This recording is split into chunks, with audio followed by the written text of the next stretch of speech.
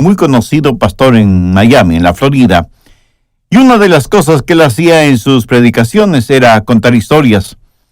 Usaba en forma excelente ilustraciones en sus mensajes y alguna vez contó de un joven pastorcito cuidando sus ovejas.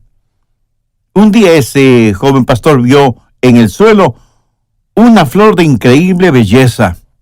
Se arrodilló para mirar más de cerca esa flor y le fascinó tanto que con sumo cuidado la sacó con raíz y todo del suelo y poniéndose de pie y teniendo la flor en la palma de sus manos, la contempló más de cerca. Cuando así lo hizo, una montaña cercana pareció que se abrió por la misma mitad. Unas enormes puertas se abrieron de par en par en la montaña y los brillantes rayos del sol iluminaron toda clase de tesoros en esa montaña abierta. El pastorcito jamás había visto nada semejante, así que, dejando la flor en el suelo, fue hacia ese tesoro y comenzó a recoger en su manto rubíes, diamantes, esmeraldas, zafiros, perlas, oro y plata. Su manto estaba repleto de ese tesoro. Él no era más que un pobre pastor, pero ahora iba a ser un rico pastor. Y con ese fabuloso tesoro comenzó a bajar la montaña, cuando escuchó una voz que le decía: «No te olvides de lo mejor». Y él, mirando a su alrededor, se preguntó: «¿Qué puede haber algo mejor de lo que ya tengo?». Y siguió su marcha, pero escuchó nuevamente la voz: «No te olvides de lo mejor». Esta vez no hace ningún caso a la voz y corriendo más que caminando, desciende de la montaña. De pronto, con gran estruendo, las enormes puertas que vio en la montaña se cerraron y la montaña desapareció completamente. Y el momento que la montaña desapareció, también desapareció el fabuloso tesoro que creía tener en su manto. Y volvió a escuchar la voz que le dijo: «Lo mejor era la flor, porque la flor era la llave para abrir la montaña, y tú dejaste esa flor allá en el suelo, en la montaña». Por supuesto, es solo una ilustración, un cuento, una fábula, una parábola. Usted llámela como quiera llamarla, pero escuche, lo mejor, la llave para abrir todos los tesoros del cielo es la oración. No se olvide de lo mejor. Jesús dijo: «Pedid y se os dará, buscad y hallaréis, llamad y se os abrirá». Jesús dice que si pedimos, si buscamos, si llamamos, se nos dará, hallaremos y se nos abrirá. Por lo tanto, no hay sustituto para la oración. Si usted pierde una pierna o un brazo, en la actualidad los puede reemplazar con una pierna o brazo artificial. Hoy por hoy hay sustitutos para la comunicación. Si el teléfono regular falla, hay teléfonos celulares, inalámbricos, emails, Facebook, Twitter, Internet y quién sabe qué otras cosas más nos depara el futuro. Pero la verdad es que no hay sustitutos para la comunicación. Y ya no es cosa de ciencia ficción que un día de estos los clones sustituirán a los seres humanos. Y sin embargo no hay sustituto para la oración. Ni la elocuencia, ni el intelecto, ni la energía, ni el entusiasmo, ni las buenas intenciones son reemplazo para la oración. Yo creo que el más grande recurso del mundo aún no utilizado es la oración. Se estudia para ver cómo se puede aprovechar la tremenda energía que hay en los relámpagos o en las inmensas olas del océano, o cómo aprovechar más eficientemente la energía solar. Pero la más grande fuente de energía, aún totalmente desconocida por los seres humanos, es la oración ferviente. Y somos unos necios que estamos ignorando esa energía. ¿Por qué la pobreza de muchos cristianos? ¿Por qué la falta de poder en la vida de muchos creyentes? Una sola respuesta: vidas sin oración. Si algún fracaso tenemos en nuestra vida, es el fracaso en nuestra vida de oración. No tendríamos pecados en nuestras vidas que la oración ferviente no hubiera podido ayudar a evitarlos. No hay ninguna necesidad mayor en nuestra vida que desarrollar una vida de oración. Y alguien seguramente me preguntará: Pastor, ¿por qué Dios quiere que oremos? Usted mismo ya nos ha enseñado que el Padre conoce todas nuestras necesidades, aún antes de que nosotros las mencionemos. ¿Por qué pedirle a Dios que haga lo que Él ya ha determinado hacer? Mi amigo, esas son muy buenas preguntas. ¿Por qué? ¿Por qué debemos orar? Escúcheme, cuando oramos, no oramos para informarle a Dios de ciertas cosas. Él las sabe. Tampoco oramos para darle instrucciones a Dios. Cuando oramos, estamos invitando a Dios a conversar con nosotros. ¿Qué quiero decir con esto? Verá, Dios quiere hacer realidad ciertas cosas en nosotros. Y quiere hacer ciertas cosas por medio de nosotros. Y quiere hacer esas cosas si es que nosotros se las pedimos en oración. ¿Por qué Dios nos pide que oremos? Primero, por un factor de compañerismo. Juan 15:7. Si permanecéis en mí y mis palabras permanecen en vosotros, pedid todo lo que queréis y os será hecho. ¿Qué es lo que Dios quiere que hagamos? ¿Dios simplemente quiere darnos cosas? ¿O quiere Dios tener comunión, compañerismo con nosotros? Dios quiere que tengamos comunión con Él. Por lo tanto, Dios dice que oremos porque por medio de la oración permanecemos en Él y Él en nosotros. Dios puede estar sin nosotros, pero nosotros no podemos estar sin Dios.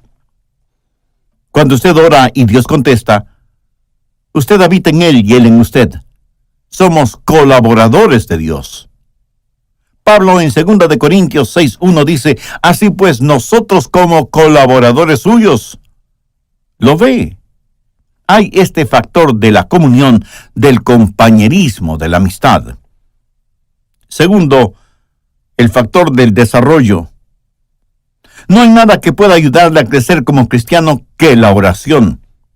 Cuando permanece en el Señor Jesucristo y Él permanece en usted, crecerá espiritualmente en la misma proporción que la que ora.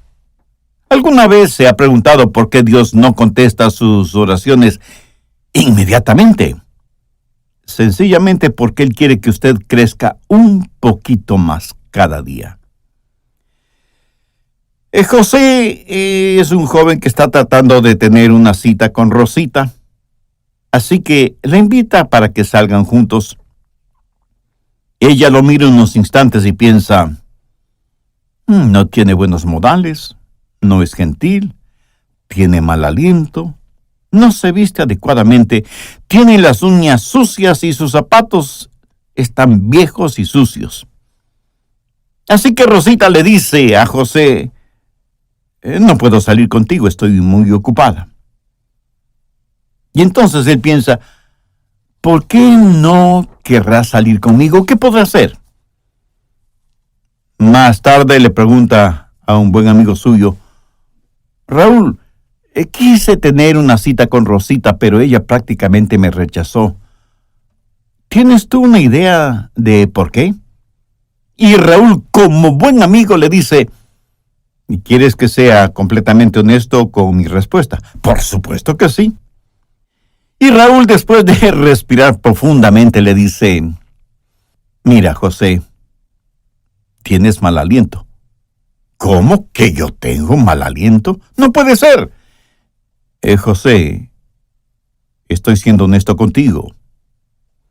Y José va y compra un agradable enjuague bucal, usa una pasta dentífrica que refresca el aliento, y después de algunos días vuelve a invitar a Rosita, y Rosita vuelve a decirle que no. Otra vez va a consultar con Raúl, y Raúl le dice, pero mira la manera en que estás vestido. No tienes un espejo.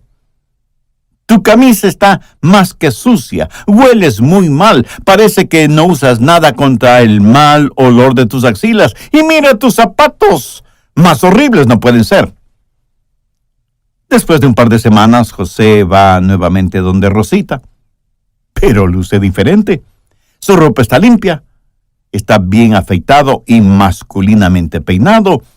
De su cuerpo se desprende un suave olor, como brisa marina. Sus uñas están recortadas y limpias, y sus zapatos parecen de charol. Y le dice: Rosita, ¿quieres salir conmigo? Te invito a tomar unos helados. Y casi no lo pudo creer cuando ella le contestó: José, me dará mucho gusto salir contigo. Y los dos tuvieron una tarde maravillosa. Sí, yo sé que esto es solo una ilustración, pero escúcheme. Algunas veces nos acercamos a Dios y simplemente le decimos: Dios, haz esto. Pero hay algo que Dios quiere que nosotros hagamos primero, y es orar, porque la oración ayuda a desarrollar nuestras vidas. Cuando Dios no nos da algo que le hemos pedido, enseguida preguntamos: ¿por qué Dios no contesta mis oraciones?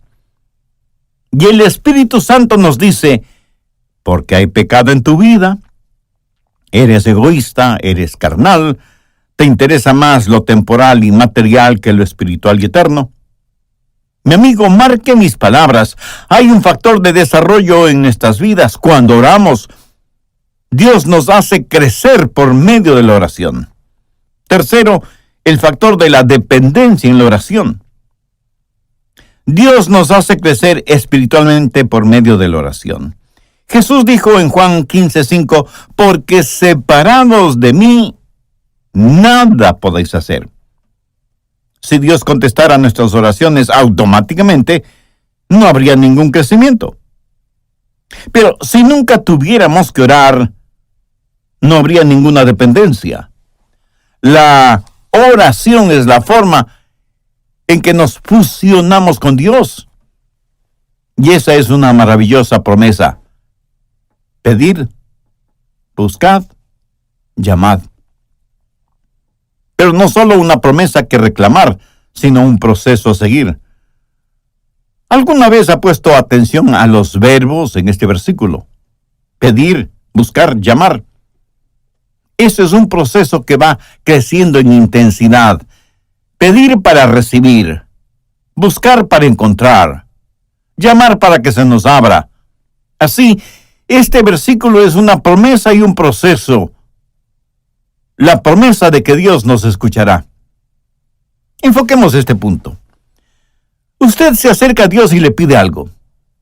¿Sabía que el más grande problema en la oración no es la oración no contestada, sino la oración no verbalizada? Muchos ni siquiera llegamos a pedir. Santiago 4:3 dice: pedís y no recibís, porque pedís mal. Pero la oración no verbalizada no solo es una tragedia, sino que es un pecado. El profeta Samuel dijo: lejos sea de mí que peque contra Jehová, cesando de rogar por vosotros. Una y otra vez la Biblia no solo nos invita a orar, sino que nos ordena orar. Busque Lucas 18:1. También les refirió Jesús una parábola sobre la necesidad de orar siempre y no desmayar. Y en Marcos 14:38, Jesús les dijo a los discípulos: velad y orad para que no entréis en tentación. Escúcheme. Cada vez que pecamos es porque hemos fracasado en orar como debíamos hacerlo. Y Pablo dice que no debemos estar afanosos por nada, sino que debemos dar gracias por todo. Y que con oración y ruego debemos hacer conocer nuestras peticiones a Dios. La razón por la que estamos tan llenos de preocupaciones y ansiedades es porque no hemos aprendido a orar. Y porque cuando oramos, pedimos lo que queremos y no lo que en verdad necesitamos. Una buena manera de probar si lo que pedimos es correcto o incorrecto es preguntándonos: ¿puedo pedirle esto a Dios? Si su propia respuesta es negativa, pues no se atreva a pedírselo a Dios. Y si es incorrecto pedírselo a Dios, entonces es incorrecto el tenerlo o el hacerlo. No divida su vida entre lo secular y lo sagrado. No piense que cuando ora Dios está interesado en unas cosas y no en otras. ¿Se puede imaginar a Jesús viviendo de esa manera? Cada día es un día santo. Y cuando estamos en la voluntad de Dios, todo lo que pidamos en oración, le puedo asegurar que estará de acuerdo con la voluntad de Dios. Y si usted me pregunta, pastor, ¿y qué de las cositas pequeñas? Porque yo oro solo por las cosas grandes. Mi amigo, ¿qué es pequeño o qué es grande delante de Dios? Debemos orar por todas las cosas. Sí, ore por la salud de su cónyuge o sus hijos, ore por su trabajo o su negocio, pero ore también por el fin de semana o las vacaciones con su familia. Pastor, ¿qué si es que quiero las cosas equivocadas? ¿Debo orar por eso? Por supuesto que sí. Pero ore para que Dios le quite ese deseo que tiene por las cosas equivocadas. Dios no le contestará a menos que usted le pida. Y eso significa que usted expresa un deseo. Pero cuando usted busca, eso es una experiencia descubierta. Verá, muchas veces pedimos las cosas equivocadas. Muchas veces no estamos en posición de pedir nada. Muchas veces las cosas por las que pedimos son totalmente desconocidas para nosotros. Así que la oración verdadera está eslabonada con la búsqueda. Y el propósito, la voluntad de Dios, pudiera ser que necesitamos buscar. Un día una señora me llamó y me dijo, pastor, necesito que venga a mi casa.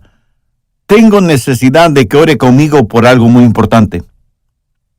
Así que fui a su casa y ella me dijo, pastor, mi hijo es un borracho y a su esposa, mi nuera, le diagnosticaron cáncer. Le he pedido a mi hijo que venga para que usted ore por nosotros. Y ahí estábamos los tres, el hijo, la madre y yo, el pastor. Nos arrodillamos para orar. Ella oró, yo oré, y el hijo, un hombre de tal vez unos 35 años, me dijo, pastor, usted no está orando.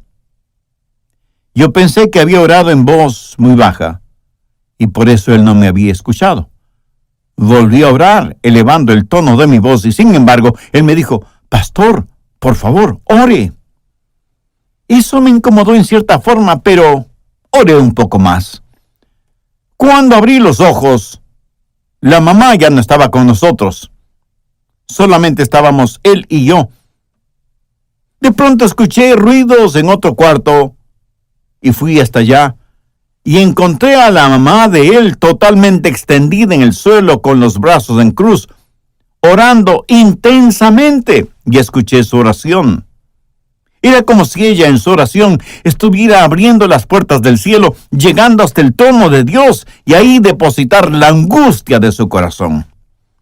Le escuché hacerle acuerdo a Dios de sus promesas, derramando su alma en favor de su hijo. Y me di cuenta de algo. Ese hombre durante su niñez y su juventud seguramente vio muchas veces orar a su madre de esa manera, orando intensamente, y por eso él me dijo, pastor, usted no está orando. Ese día aprendí una importante lección acerca de la oración, lo que significa acercarse al trono de Dios en oración. Y eso, mi amigo, no solo es una oración que pide, sino una oración que busca. Pero no solo debemos pedir y buscar, sino que, como Jesús lo dijo, debemos llamar. Y con esa acción estamos expresando una determinación. El llamar significa que no nos detendremos hasta que obtengamos aquello que le pedimos a Dios, o hasta cuando Dios nos diga no. Veamos Lucas 11 por un momento, desde el verso 5. Les dijo también, ¿quién de vosotros que tenga un amigo va a él a medianoche y le dice, amigo, préstame 3 panes, porque un amigo mío ha venido a mí de viaje, y no tengo que ponerle delante? Y aquel respondiendo desde adentro le dice, no me molestes, La puerta ya está cerrada y mis niños están conmigo en cama. No puedo levantarme y dártelos.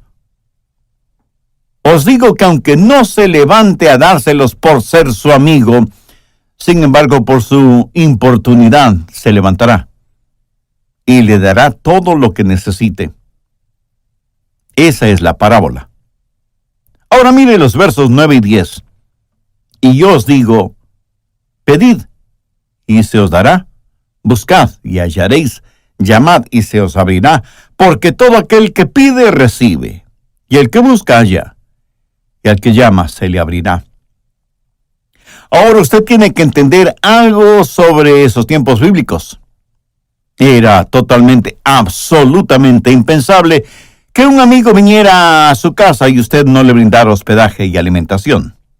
La hospitalidad es algo sumamente valiosa en el Medio Oriente. Así que un amigo llega a casa de su amigo después de un largo viaje y le dice, Juan, ¿podrías darme albergue esta noche? Y el anfitrión le dice, qué gusto de verte, mi amigo. Por supuesto que puedes quedarte aquí. Siempre eres bienvenido. Pasa, pasa.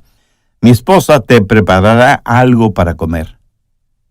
Pero la esposa, en voz baja, le dice, pero no tenemos nada que ofrecerle para comer. Y él asimismo en voz baja le dice, no te preocupes, querida, salgo de inmediato a conseguir algo. Y va donde su buen vecino Pedro, aunque ya casi es la medianoche.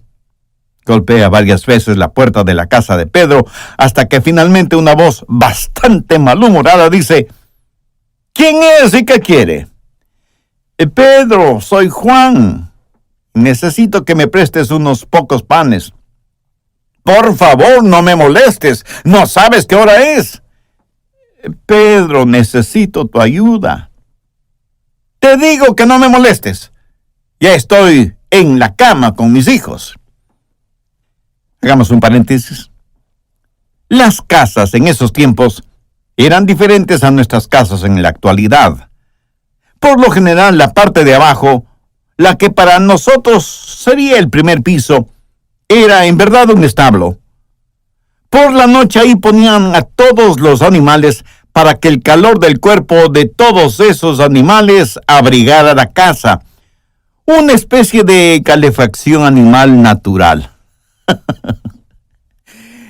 Las familias vivían encima de ese establo y el espacio no era demasiado grande, por lo que todos dormían en un solo cuarto. Y cuando alguien se despertaba y se levantaba, pues despertaba todo el mundo. Y las cerraduras en esos tiempos eran muy complicadas. No era cuestión sencillamente de utilizar la llave. Había que bajar del segundo piso, despertando a todos, cruzar entre los animales, hacer un tremendo ruido quitando las seguridades de la cerradura. Así que para cualquiera no era fácil simplemente bajar y abrir la puerta. Pero Juan insistió e insistió hasta que Pedro, para que no le moleste más, le dio los panes que necesitaba. Lo hizo no necesariamente porque Juan era su buen amigo, sino porque Juan fue insistente. No aceptó un no como respuesta. Y de eso está hablando Jesús, de la persistencia en la oración. ¿Cuántos de nosotros oramos de esa manera? Note que en este versículo los verbos están en tiempo presente, lo cual significa manténganse pidiendo, manténganse buscando, manténganse llamando. La oración no es una carrera de velocidad, más bien es una larga maratón. En el Evangelio de Lucas capítulo 18, Jesús también habló acerca de una viuda que fue donde un juez injusto, buscando justicia. Este juez no tenía miedo de Dios ni de los hombres, era un ateo, un juez ególatra. Y la viuda venía una y otra vez porque necesitaba hablar con el juez. Finalmente el juez falló a favor de la viuda porque, como ese juez mismo lo dijo, no quiero que me agote la paciencia.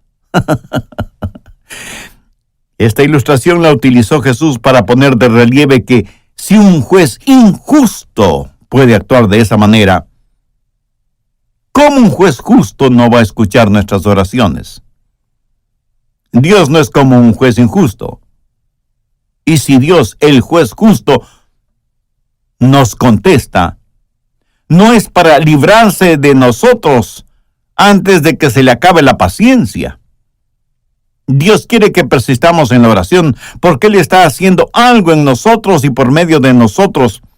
Y siempre vamos a encontrar a Jesús enseñando la persistencia en la oración. Y sea que usted lo entienda o no, es una enseñanza bíblica. Permítame también mencionar a la mujer sirofenicia que desde lo que es hoy el Líbano se acercó a Jesús para buscar ayuda para su hija que estaba poseída por un demonio. Es profundamente interesante la conversación de Jesús con esa mujer griega. Vayamos al capítulo 7 de Marcos, desde el verso 26. La mujer era griega y sirofenicia de nación, y le rogaba que echase fuera de su hija al demonio. Pero Jesús le dijo, deja primero que se sacien los hijos, porque no está bien tomar el pan de los hijos y echárselo a los perrillos. Respondió ella y le dijo, sí, Señor. Pero aún los perrillos debajo de la mesa comen de las migajas de los hijos. Entonces le dijo, por esta palabra, ve, el demonio ha salido de tu hija. Y cuando ella llegó a su casa, halló que el demonio había salido y a la hija acostada en la cama. Cuando Jesús usó la palabra perrillos, hacía referencia a perritos mascotas.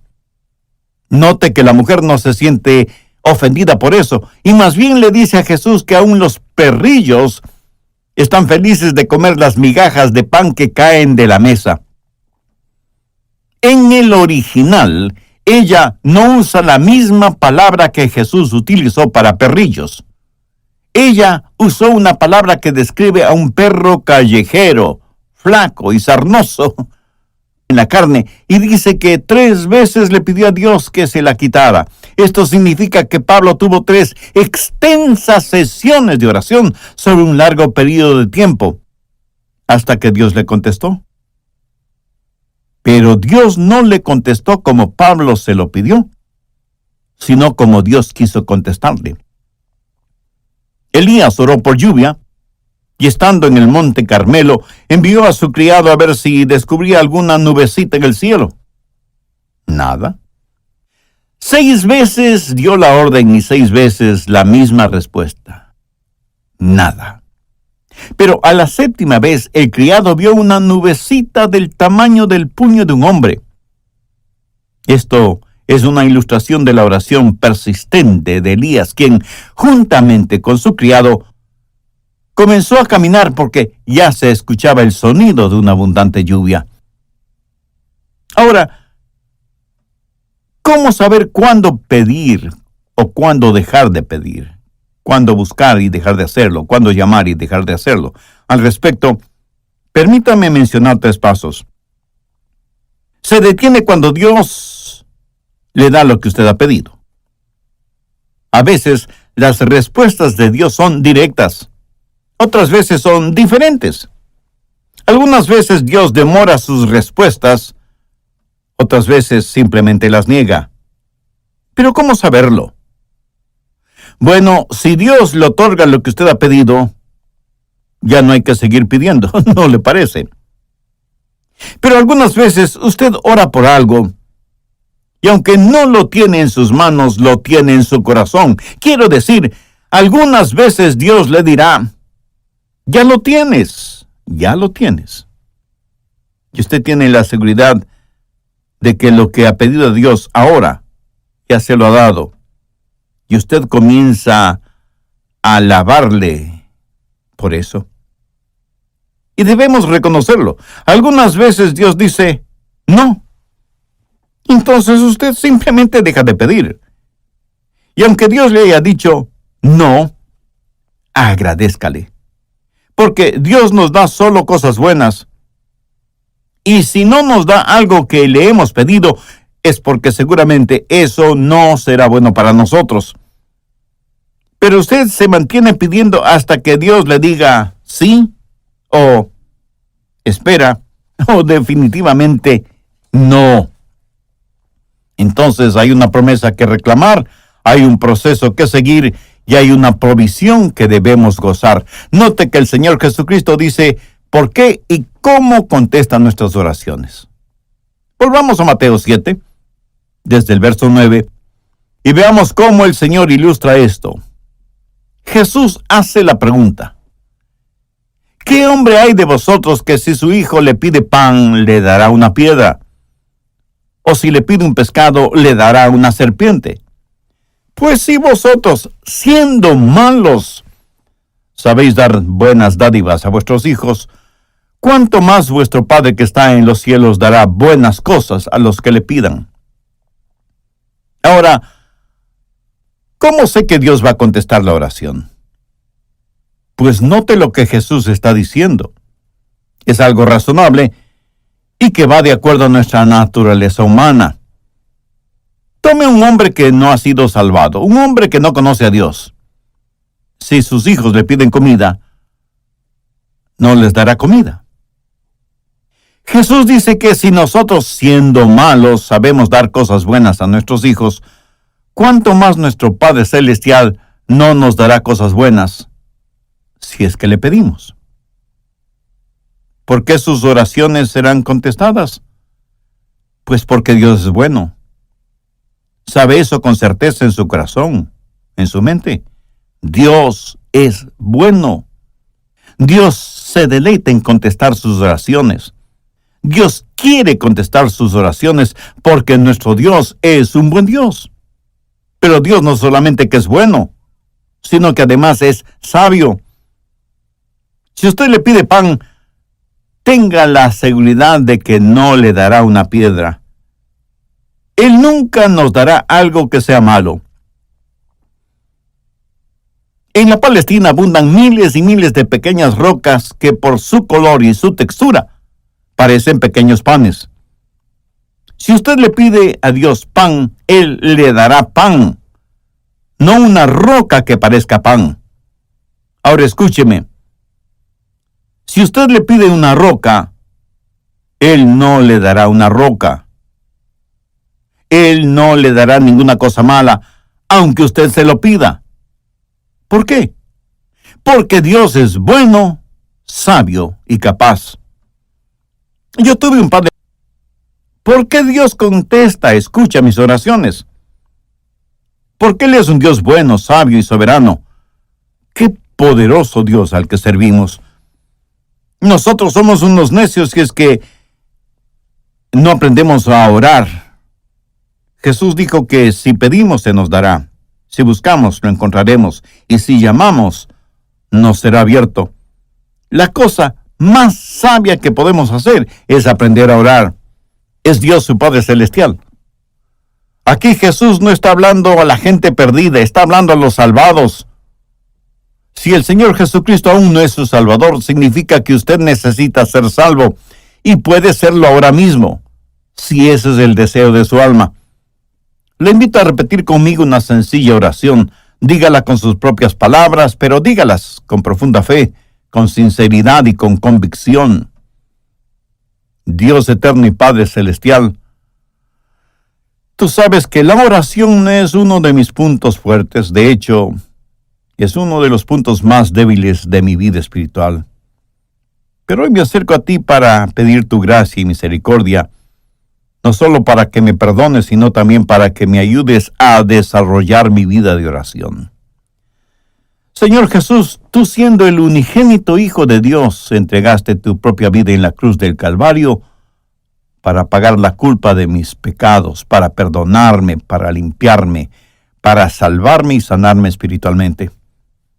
Este momento con fe incipiente, pero firme.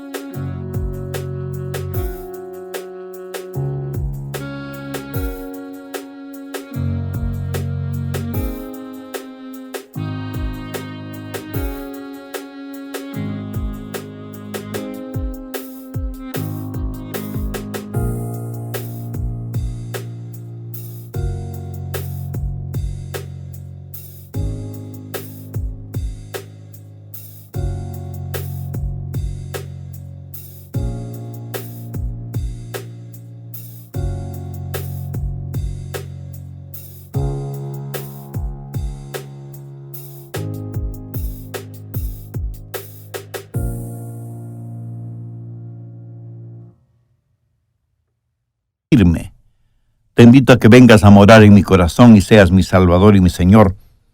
Desde este momento te entrego el control total de mi vida y ruego tu ayuda para ser la clase de persona que tú quieres que sea. Todo esto lo pido con gratitud en tu precioso